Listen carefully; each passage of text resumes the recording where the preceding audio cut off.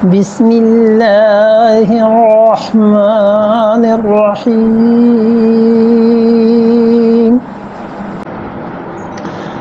ولا تنكحوا المشركات حتى يؤمن ولا أمة مؤمنة خير من مشركة ولو عجبتكم ولا تنكحوا المشركين حتى يؤمنوا ولعبد مؤمن خير من مشرك ولو عجبكم أولئك يدعون إلى النار والله يدعو إلى الجنة والمغفرة بإذنه ويبين آياته للناس لعلهم يتذكرون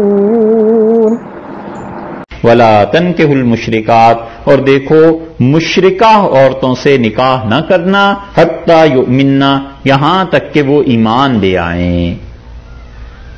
یہ ہے وہ آیت کریمہ جس میں اللہ تعالی نے پہلا حکم نکاح کے متعلق دیا ہے کہ نکاح کن خواتین سے ہونا چاہیے، اور یہاں سے جو شروع کیا ہے تو اس پارے کے تقریباً آخر تک اللہ تعالی مسلسل خواتین کے احکامات بیان کر رہے ہیں، اور پہلا حکم یہاں پہ یہ بیان کر دیا کہ وَلَا تَنْكِحُوا الْمُشْرِكَاتِ حَتَّى يُؤْمِنَّ، اور مشرکہ عورتوں سے نکاح نہ کرنا یہاں تک کہ وہ ایمان لے آئیں۔ مشرکہ عورتیں جو کہا ہے اس کی وجہ سے ایک مسلک تو یہ ہو گیا فقہا کا، جیسے امام شافعی رحمۃ اللہ علیہ وغیرہ ہیں، وہ کہتے ہیں سرے سے کسی عورت ایسی سے نکاح جائز ہی نہیں ہے جو شرک کرتی ہو، خواہ وہ عیسائی ہو، خواہ وہ یہودی ہو، اور خواہ وہ کسی اور مذہب سے تعلق رکھتی ہو، وہ کہتے ہیں سرے سے جائز ہی نہیں، کیونکہ اللہ نے منع کر دیا ہے کہ مشرکہ عورتوں سے نکاح نہ کرو۔ عبداللہ ابن عمر رضی اللہ عنہ ان سے کسی نے پوچھی یہی بات کہ اہل کتاب کی عورتوں سے شادی کر سکتے ہیں، تو انہوں نے کہا یہ جملہ پڑھ دیا، انہوں نے کہا اللہ نے کہا ہے وَلَا تَنْكِحُوا الْمُشْرِكَاتِ حَتَّى يُؤْمِنَّ، اور مشرکہ عورتوں سے نکاح نہ کرنا جب تک کہ وہ ایمان نہ لے آئیں۔ اس نے کہا حضرت اللہ نے اجازت دی ہے قرآن میں، انہوں نے پھر یہی آیت پڑھ دی۔ اس نے کہا آپ کے والد حضرت عمر رضی اللہ عنہ نے منع نہیں کیا لوگوں کو، اور اہل کتاب سے نکاح کی اجازت دی تھی، تو انہوں نے کہا میں قرآن پڑھتا ہوں تمہارے سامنے، تم میرے والد کا ذکر کرتے ہو۔ تو اس نے کہا نہیں، آپ یہ بتائیے صاف بات کہ مشرکہ عورتوں سے نکاح ناجائز اور اہل کتاب سے نکاح۔ ابن عمر رضی اللہ عنہ چپ رہے، بس نہیں بولے، کہنے لگے بس مجھے اتنا پتا ہے کہ شرک کرنے والی عورتوں سے نکاح جائز نہیں۔ اور عبداللہ ابن عمر رضی اللہ عنہ اور یہ لوگ قرآن پاک کے بارے میں ہر چیز میں بڑے محتاط تھے، ایک لفظ کہنا بغیر دلیل کے گناہ سمجھتے تھے، تو ان حضرات نے سرے سے اس نکاح کو یہ حرام قرار دیا ہے، وہ منعقد ہی نہیں ہوتا، جائز ہی نہیں۔ حنفی فقہا کے ہاں جب یہ مسئلہ آیا تو انہوں نے پھر اس پہ غور کیا کہ انہوں نے کہا سورہ مائدہ میں اللہ تعالی نے ان عورتوں سے نکاح کی اجازت دی ہے جو اہل کتاب ہے، کیونکہ دونوں میں فرق ہے۔ مشرک سرے سے قیامت کے قائل نہیں، اور اہل کتاب بہرحال قیامت کے قائل ہیں۔ مشرک سرے سے وحی کے قائل نہیں، اور اہل کتاب وحی کے قائل ہیں۔ مشرک فرشتوں کے قائل نہیں، اہل کتاب فرشتوں کے قائل ہیں، اور بہت سے فرق جو ان میں پائے جاتے ہیں۔ اس وجہ سے انہوں نے کہا کہ یہ بھی وجہ ہے، اور یہ بھی وجہ ہے کہ سورہ مائدہ چونکہ آخر پر نازل ہوئی ہے، اس لیے سورہ مائدہ کی آیات پر عمل کیا جائے گا، اور ہم ان کے شرک کو اس شرک سے کم درجے کا تصور کریں گے، اس لیے اہل کتاب کی خواتین سے نکاح جائز۔ لیکن یہ جواز اتنا مطلق نہیں ہے جتنا اب لوگوں نے سمجھ لیا۔ اگر واقعی کوئی خاتون اہل کتاب میں سے ہوں اور اس کا عقیدہ اہل کتاب ہی کا ہو، چاہے وہ شرک کرتی ہو اور حضرت عیسیٰ علیہ السلام کے متعلق شرکیہ یا عقائد کیوں نہ رکھتی ہو، لیکن ہو اہل کتاب میں سے، عقیدے کا پوچھیں اور وہ کہہ دے کہ میں خدا کو ہی نہیں مانتی، اور وہ کہتی کہ مذہب کوئی مسئلہ ہی نہیں ہے، میرے نزدیک ہر ایک کا پرائیویٹ اپنا معاملہ ہے، ہم لوگ اس چیز کو نہیں مانتے، تو وہ اہل کتاب نہیں قرار پائے گی، وہ کافرہ ہوگی، اس سے بھی نکاح جائز نہیں ہوگا۔ وہ اہل کتاب ہو، تقدیر کو بھی مانتی ہو، اس حد تک تب جا کر اس سے نکاح جائز ہے، اور وہ بھی کوئی پسندیدہ چیز تھوڑا ہی ہے۔ حضرت ابو عبیدہ رضی اللہ عنہ نے شام کی فتح پہ حضرت عمر رضی اللہ عنہ کو خط لکھا تھا کہ امیر المومنین یہاں پہ فوج میں مسلمان فوجیوں نے اہل کتاب کی خواتین سے نکاح شروع کر دیے ہیں، تو آپ اس بارے میں بتائیں کہ پالیسی اسٹیٹ کی کیا ہے، ملک کی۔ تو حضرت عمر رضی اللہ عنہ نے کہا کہ اللہ نے اجازت دی ہے، میں اس اجازت کو منع نہیں کرتا، لیکن میں پسند بھی نہیں کرتا، اور تم ان لوگوں کو روکو کہ فوج میں جو رہتے ہیں ہمارے ہاں یہ نکاح نہیں کریں گے، کیونکہ مجھے ڈر یہ ہے کہ انہوں نے ان کا سفید رنگ دیکھ لیا ہے اور ان کے حسن کو دیکھ لیا ہے، کیونکہ وہ بغیر حجاب کے مارکیٹ میں بازاروں میں آتی ہیں، اور اگر اس نکاح کو میں نے اجازت دے دی کہ لوگ آسانی سے کر لیں، تو وہ لڑکیاں جو مدینہ منورہ میں اور اسی طرح پورے مسلمانوں کی حکومت میں اپنے گھروں میں بیٹھی ہیں، حجاب کی پابند ہیں، ان کے رشتوں کا کیا بنے گا؟ اس لیے انہوں نے اس چیز کو پسند نہیں کیا۔ اور حنفی فقہا میں سے بھی بہت سے حضرات کہتے ہیں کہ کراہت کے ساتھ ناجائز ہے، کراہت کے ساتھ جائز ہے، ناپسندیدہ چیز سمجھتے ہوئے جائز، کہ اللہ کا حکم ہے اس کو تو روک نہیں سکتے، لیکن یہ کہ کوئی پسندیدہ چیز نہیں، کوئی اچھی چیز نہیں ہے یہ۔ تو اتنا عمومی طور پہ اسے سمجھ لینا کہ غیر مسلم خواتین کے لیے جو اہل کتاب میں سے ہوں، اور چاہے اسے سرے سے ایمان ہی نہ ہو، بس لیبل لگ گیا عیسائی کا یا یہودی کا، تو وہ جائز، ایسے نہیں، اس سے اس کا عقیدہ دریافت کر لینا چاہیے، پھر اس کے بعد کی بات۔ اس لیے اللہ نے فرمایا وَلَا تَنكِحُوا الْمُشْرِكَاتِ، اور مشرکہ عورتوں سے نکاح نہ کرنا، حتیٰ یؤمنن، یہاں تک کہ وہ ایمان لے آئیں، وَالْأَمَةُ مُؤْمِنَةٌ، اور مومنہ باندی، لونڈی، نوکرانی، اس کی تفصیل کہ مسلمان کیوں انہیں باندیاں بناتے رہے اور مسلمان کیوں غلام انہیں بناتے رہے، یہ تو آ جائے گی 5ویں پارے میں انشاءاللہ۔ یہاں اس کو اسی طرح سمجھ لیجئے، وَالْأَمَةُ مُؤْمِنَةٌ، اور مومنہ عورت جو باندی ہے، لونڈی ہے، کسی کے گھر میں نوکرانی ہے، خیرن، لوگوں وہ اچھی ہے نکاح کے لیے، من مشرکتن، ایک مشرکہ آزاد عورت سے، ولو اعجبتکم، چاہے وہ مشرکہ عورت تمہیں کتنی اچھی کیوں نہ لگے، اس سے وہ باندی تک بہتر ہے۔ یہ جو لام ہے نا والامۃ مومنۃ، تو لام کا مطلب اردو میں جب زور اور تاکید پیدا کرنی ہو کسی بات میں تو اس کا ترجمہ کرتے ہیں نا تک، آپ تک سے تو یہ ہو نہیں سکا، یوں ہی کہتے ہیں نا کہ یہاں تک نوبت پہنچ گئی، یہ تک کا مطلب مبالغے کے لیے استعمال ہوتا ہے نا۔ اللہ نے فرمایا والامۃ مومنۃ، اور مومنہ باندی اور لونڈی، خیر من مشرکہ، مشرکہ عورت سے جو آزاد ہے، جس کو کوئی پوچھنے والا نہیں، جو بالکل آزادی سے فیصلے کر سکتی ہے، اللہ نے کہا وہ تک اس سے بہتر ہے، وَلَوْ أَعْجَبَتْكُمْ، اگرچہ تمہیں وہ کیسی اچھی لگے، کیسی خوبصورت لگے، تمہارا جی کیسا ہی چاہے نکاح کرنے کو، لیکن یاد رکھو وہ تک اس سے بہتر۔ یہ ہے حال۔ اللہ نے کیا کہا ہے، آدمی ذرا سوچے اس بات کو۔ عبداللہ ابن مسعود رضی اللہ عنہ سے کسی نے کہا کہ ابن مسعود آپ کی بیوی نماز نہیں پڑھتی، تو ابن مسعود رضی اللہ عنہ نے کہا کہ اگر میری بیوی نماز نہ پڑھتی ہوتی تو، اور میرا اختیار چلتا، اور اگر وہ نماز نہ پڑھتی ہوتی تو مجھے بالوں کی ایک لٹ مل جاتی تو میں مارکیٹ میں جا کے بیوی کو دے کے وہ لے لیتا، بیچ دیتا اسے، مجھے اتنی نفرت ہے اس سے جو نماز نہ پڑھے۔ وہ یہ کہتے تھے، یہ اس لیے سنا رہے ہیں کہ شادی بیاہ ازدواجی تعلقات اللہ نے ایسے ہی نہیں چھوڑ دیا، اللہ تعالیٰ نے پورے انسٹرکشنز دیے ہیں تاکہ مسلمان اپنی زندگیاں بنائیں۔ ایسے تھوڑے یہ کوئی فری سوسائٹی ہو گئی جو مرضی کرتے رہو اور اللہ کا نام لے لو۔ اللہ نے کہا ہے مشرکہ عورت ولو اعجبت، تمہیں کتنی اچھی کیوں نہ لگے، اس سے وہ باندی تک بہتر ہے، اس سے نکاح کر لینا، اس سے نکاح نہیں۔ اس کو ولا تنکحوا المشرکین، اور مشرکین کے نکاح میں نہ دینا، یعنی اپنی بیٹیوں کا، اپنی بہنوں کا، جن کے بھی تم ولی ہو، جن کے تم وارث ہو، جو تمہارے اختیار میں ہیں، اور جو تم پہ ڈیپینڈ کرتی ہیں ان خواتین کو ولا تنکحوا المشرکین مشرکوں کے نکاح میں نہ دینا حتی یؤمنوا جب تک کہ وہ لوگ ایمان نہ لے آئیں، جب تک کہ کافر مسلمان نہیں ہو جاتا اس کے نکاح میں اپنی بچیوں کو بالکل نہیں دینا۔ والعبد مؤمن اور مومن غلام خیر من مشرکن اس مشرک سے اچھا ہے ولو اعجبکم اگرچہ یہ مشرک تمہیں کتنا ہی اچھا کیوں نہ لگے، دولت، مال، آزادی، خوبصورتی، کسی بھی وجہ سے تمہیں کتنا ہی اچھا کیوں نہ لگتا ہو، اس سے تو غلام تک بہتر ہے، اس سے نکاح کر دو، اس سے نکاح نہیں کرنا۔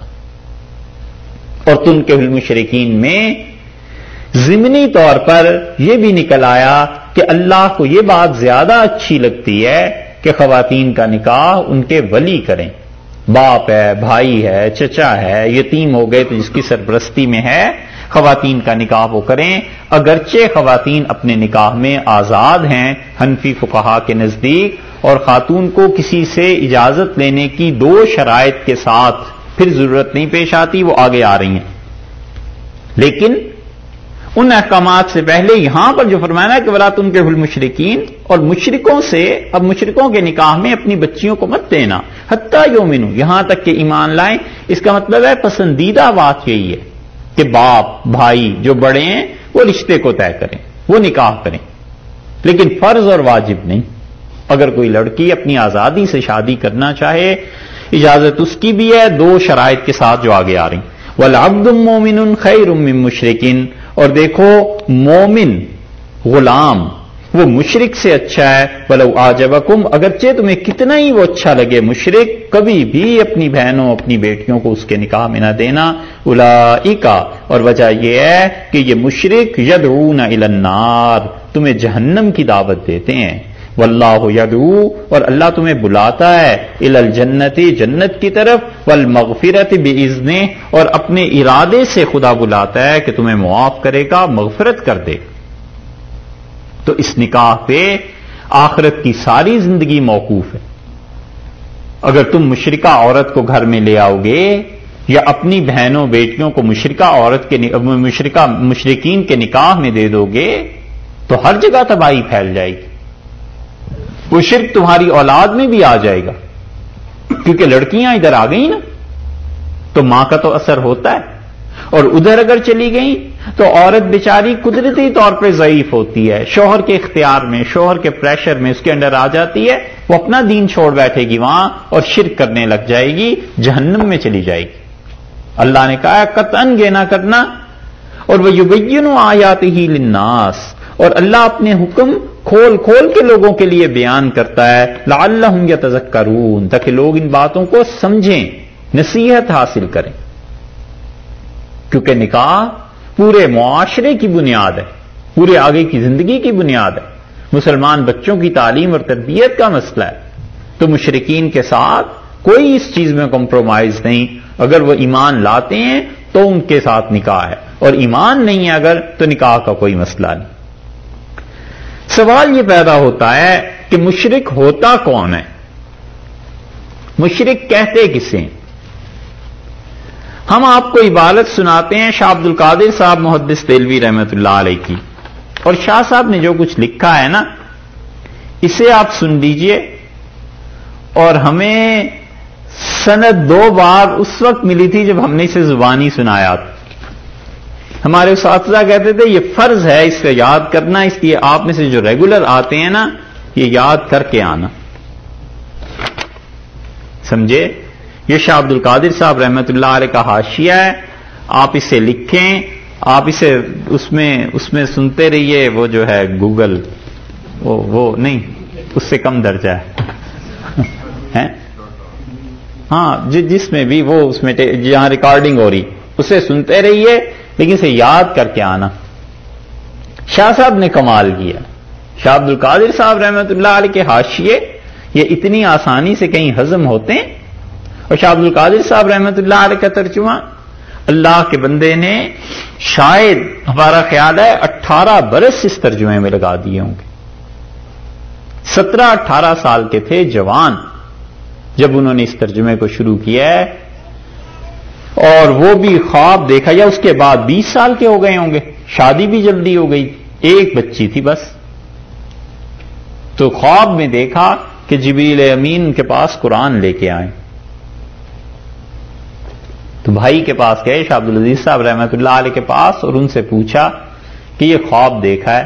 انہوں نے کہا بھائی وہی تو ختم ہو گئی، اور لگتا ہے اللہ تعالیٰ آپ سے کوئی کام لے گا ایسا جو ہمیشہ جاری رہے گا قرآن کے معاملے میں. اور کچھ عرصے کے بعد شاہ صاحب کی طبیعت ساری اٹھ گئی سارے کاموں سے، اور انہوں نے کہا بھائی اگر آپ میرے لیے 2 وقت کے کھانے کا اور سال میں 2 جوڑے کپڑے کر دیں تو میں قرآن کا کام کروں. ایسے آدمی تھے جن کے جوتوں پہ ساری دنیا قربان کی جا سکتی تھی، مگر شاہ صاحب کے خاندان نے جو سختیاں دیکھی ہیں، ایک سختی ایک مصیبت کسی پہ آ جائے تو دین کو بھول جائے. دہلی میں ایسی ہی نہیں تھا. حضرت کہتے تھے کہ جب فتویٰ ہوا اس بات کا کہ انگریزوں کے خلاف جہاد ضروری ہے، تو انگریزوں نے شاہ عبدالعزیز صاحب رحمۃ اللہ علیہ کا اس فتوے کو واپس لو. ان کا فتویٰ تو واپس نہیں لیتے. تو اس بڑھاپے میں ان بھائیوں کو انہوں نے نکال دیا، اور ان کا سزا یہ دی، ریزیڈنٹ مجسٹریٹ تھا RM، اس نے سزا یہ دی کہ پیدل جائیں یہاں سے شاہدرہ تک. اور فخر الدین نظامی رحمۃ اللہ علیہ تھے اس زمانے کے اولیاء کرام میں سے، اور ان کے کچھ انگریزوں سے تعلق ایسا تھا کہ ان کے حضرت کی مجلس میں آتے تھے، وہ زمانے کے حالات کو سمجھ گئے تھے، وہ بولتے ہی نہیں تھے ان چیزوں میں زیادہ. انہوں نے سفارش کر کے کچھ بندوبست کرا دیا، وگرنہ تو یہ ان کی جان کے در پہ تھے. شاہ عبد القادر صاحب رحمۃ اللہ علیہ نے حاشیہ لکھا اور ترجمہ کیا. کوئی بیٹھ کے اکبری مسجد میں 15 برس شاید بیٹھے ہوں گے، 17 برس بیٹھے ہوں گے، اور 40 سال کی عمر سے پہلے انہوں نے ترجمہ کر لیا. اور اس ترجمے پہ پھر شاہ صاحب نے حواشی لکھے ہیں، اور ساری زندگی ان حاشیہ ترجمہ اس کے کرتے ہی رہے اور حدیث پڑھاتے رہے. اور کرامتیں شاہ عبد القادر صاحب رحمۃ اللہ علیہ سے ایسے سرزد ہوتی تھیں، ان کے معاصرین نے لکھا ہے جیسے خزاں میں پتے جھڑتے تھے، ایسے ان سے کرامتیں سرزد ہوتی تھیں. اور مولانا فضل حق کہتے تھے ان کے شاگرد کہ فلسفہ ہم حضرت سے پڑھتے تھے، شاہ عبد القادر صاحب رحمۃ اللہ علیہ سے. اور بارہا ایسے ہوا کہ حضرت اس مسجد کے جھروکے میں بیٹھ کے کبھی کبھی ترجمہ کر رہے ہوتے تھے، تو گلی سے لوگ گزرتے تھے، سلام کرتے تھے. حضرت کے بہت عزت ادب تھا. تو ہم دیکھتے تھے کبھی حضرت دائیں ہاتھ سے جواب دیتے ہیں، کبھی بایاں ہاتھ اٹھاتے ہیں. تو یہ اتنی مرتبہ دیکھا کہ ہم نے سوچا یہ آخر وجہ کیا ہے، بائیں ہاتھ سے حضرت کیوں جواب دیتے ہیں. تو تحقیق کرنے پہ معلوم ہوا کہ سلام کرنے والا اگر مسلمان ہوتا تھا تو اسے دائیں ہاتھ سے جواب دے دیتے، اگر شیعہ ہوتا تھا تو بائیں ہاتھ اٹھا دیتے.